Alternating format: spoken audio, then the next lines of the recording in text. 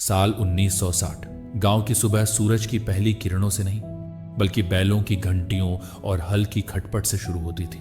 खेतों में हर ओर हरे भरे पौधे लहलहाते थे और किसान की सबसे बड़ी पूंजी होती थी उसका खेत, उसके बैल और उसके पसीने की बूंदें।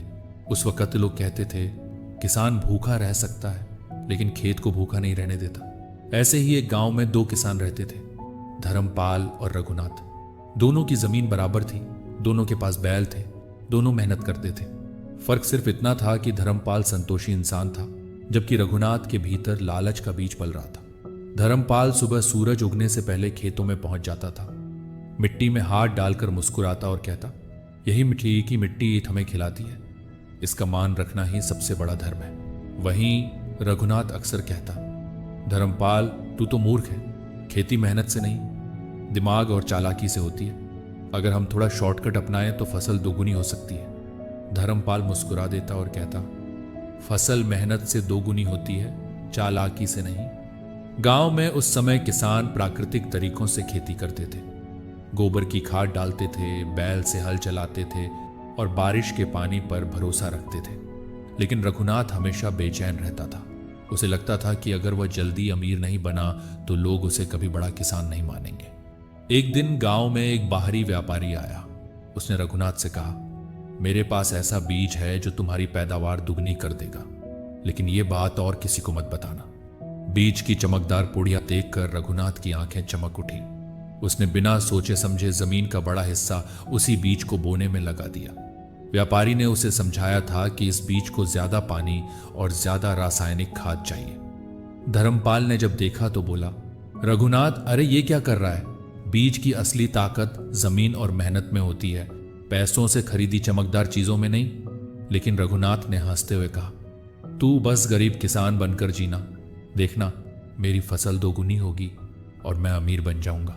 दिन बीतते गए। धर्मपाल अपने पुराने तरीके से खेती करता रहा। बैलों के साथ खेत जोता, गोबर की खाद डाली, समय पर सिंचाई की, पौधे धीरे धीरे हरे भरे होने लगे। दूसरी ओर रघुनाथ ने नए बीज में ढेर सारा पैसा, खाद और पानी झोंक दिया। शुरू में पौधे सचमुच तेजी से बढ़े। गांव के लोग हैरान रह गए। वे कहते, वाह रघुनाथ, लगता है तेरी फसल तो पूरे गांव से बेहतर होगी। रघुनाथ इतराता और कहता, मैंने कहा था ना, दिमाग लगाओ तभी अमीरी आएगी। लेकिन दोस्तों, प्रकृति से बड़ा कोई नहीं। कुछ ही हफ्तों बाद मौसम बदला। बारिश उम्मीद से ज्यादा हो गई।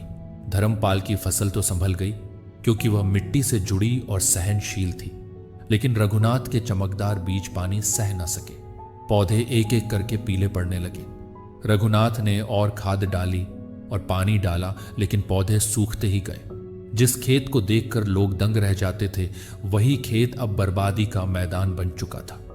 धर्मपाल ने पास आकर कहा, देखा रघुनाथ, खेती का मतलब जमीन से धोखा नहीं होता। मिट्टी मेहनत और ईमानदारी चाहती है, लालच नहीं।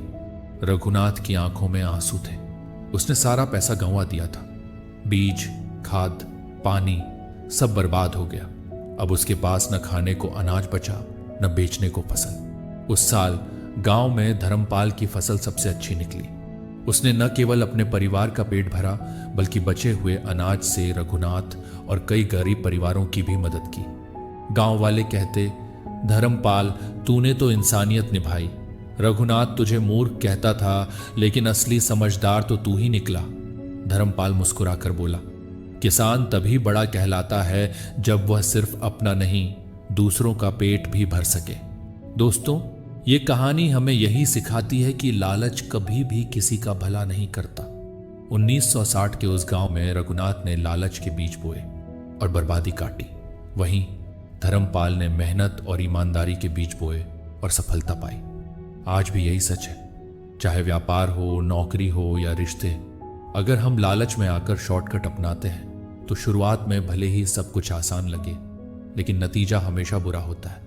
मेहनत और ईमानदारी ही वो जमीन है जिसमें बोए गए बीज हमेशा फलते फूलते हैं। और हाँ दोस्तों, अगर यह कहानी आपके दिल को छू गई हो और आपको भी लगता है कि लालच से ज्यादा मेहनत और ईमानदारी जरूरी है, तो इस वीडियो को लाइक कीजिए, अपने दोस्तों से शेयर कीजिए और हमारे चैनल को सब्सक्राइब करना मत भूलिए, क्योंकि कौन जाने आपकी एक शेयर किसी और की जिंदगी की बर्बादी रोक दे।